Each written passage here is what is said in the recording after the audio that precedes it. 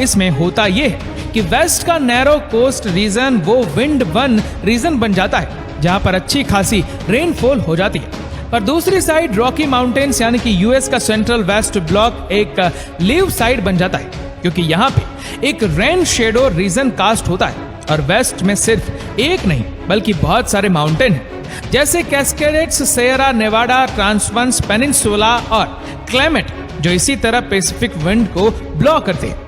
On the other side east USA में prominent mountain range है Appalachian, but in compare to Rocky Mountains Appalachian 1500 mile long है, जबकि Rocky उसका double 3000 mile long है। Appalachian का highest peak भी around 6684 feet है और रॉकी का हाईएस्ट पीक उसका डबल है 14440 फीट।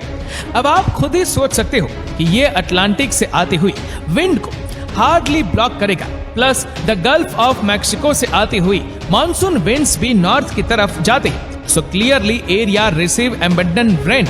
अब जाहिर सी बात है ह्यूमन सेटलमेंट भी वहीं पर होंगे जहां पर फ्रेश वाटर अवेलेबिलिटी होगी for agriculture and exactly this reflects on population density map.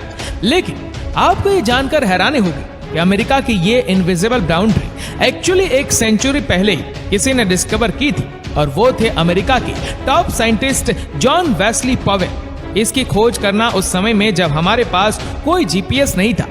Powell explorer, जो कि अमेरिका के अनएक्सप्लोरर लैंडस्केप से बहुत फैमिलियर है, उसने तो ईस्ट और वेस्ट के फ्लोरा और फोना के डिफरेंस में बहुत ही डिटेल में स्टडी किया और उसने मेंशन किया कि वेस्टर्न यूएस के जियोग्राफिक फीचर्स ईस्ट से बिल्कुल ही अलग है। रेनफॉल कम है, वाटर सोर्सेस भी कम है। उन्होंने प्रेडिक्ट किया था कि फ्यूचर में यहाँ पर पानी को लेकर बहुत सारे इश्यूज होंगे और इसीलिए पॉवेल ने तभी अमेरिका को बाइफरेट करने के लिए ये मैप सजेस्ट किया था।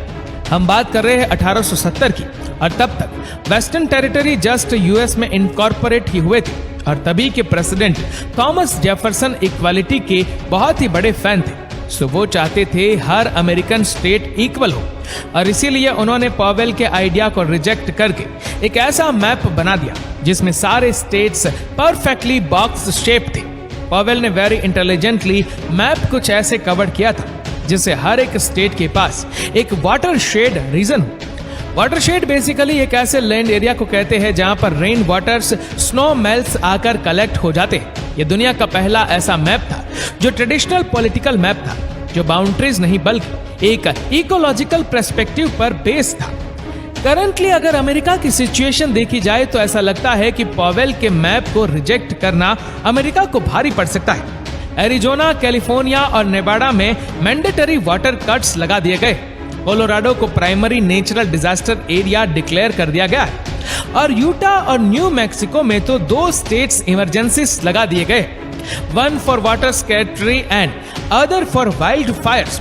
लुसियाना और टेक्सास दोनों कंटिन्यूस स्टेट्स, एक 100 मेरिडियन ईस्ट और दूसरा वेस्ट सिचुएटेड है, but stills Louisiana receive 60 inches rainfall and Texas तो उसके आधे से भी कम, जस्ट 29 इंचेस। रेन के अलावा भी अगर हम यूएस में लेक्स और रिवर सिस्टम की भी बात करें तो ईस्ट में नेचुरल वाटर बॉडीज का कंसंट्रेशन ज्यादा है कंपेयर टू वेस्ट, जबकि वेस्ट में हाई टेम्परेचर, लो रेनफॉल, वाइल्ड फायर और इनइफेक्टिव वाटर मैनेजमेंट की वजह से जो थोड़े बहुत लेक्स और रिवर्स है वो भी सूखे पड़ गए और लैक ऑफ रेनफॉल की वजह से ग्राउंड वाटर भी रिप्लेस नहीं हो पाता है। Rivers like Green, Sacramento, Red River, Pecos और यूएस के सबसे बड़े reservoir like Lake Mead, Lake Powell and Owen Lake सब क्रिटिकली ड्राई हो चुके हैं। लेकिन इन सब में जो सबसे ज्यादा कंसर्निंग है वो ये है कि वेस्ट अमेरिका का लाइव ब्लड कहा जाने वाला रिवर कोलोराडो रिवर का ड्राई होना। ये रिवर इतने सारे स्टेट्स में रह रही है कि 40 मिलियन पॉपुलेशन की पानी की नीड्स को पूरी करता है, लेकिन आज कोलोराडो इतना ड्राई हो चुका है कि वो अपने आउटलेट को सी तक पहुंचा भी नहीं पाता। इस बात पे तो एक्सपर्ट का यही कहना है कि मेगा ड्राउट 2030 तक चलेगा। यूएसए के लोग माइग्रेंट होकर ईस्ट चले जाएंगे, बट करंट सिचुएशन ये है कि United states of America is divided over water issues और वो एक दूसरे से रिवर्स के ऊपर लड़ रहे। अब ये सब देखकर मुझे तो अमेरिकन ऑथर मार्क ट्वेन का ये कहना सच होते हुए दिखाई दे रहा है। Somalia, Egypt, Afghanistan, high tea, Laos, Cambodia जैसे नेशन अपने घुटनों पर आ गए। पानी की कमी के आगे कोई भी सिविलाइजेशन तक टिक नहीं पाती है। तो दोस्तों, इसी कारण अमेरिका की 80% पॉपुलेशन इस लाइन के ईस्ट साइड पे रहती है। तो दोस्तों, उम्मीद करते हैं कि ये वीडियो आपको पसंद आई होगी। आपको ये वीडियो कैसी लगी नीचे कमेंट करके जरूर बताएगा। और अगर आपको वीडियो अच्छा लगा हो तो इस वीडियो को लाइक करेगा, शेयर करेगा ज्यादा से ज्यादा लोगों तक। और ऐसी ही और भी रोचक जानकारियों के लिए सब्सक्राइब करें हमारे यूट्यूब चैनल को और फेसबुक पर फॉलो करें हमारे पेज को। धन्यवाद।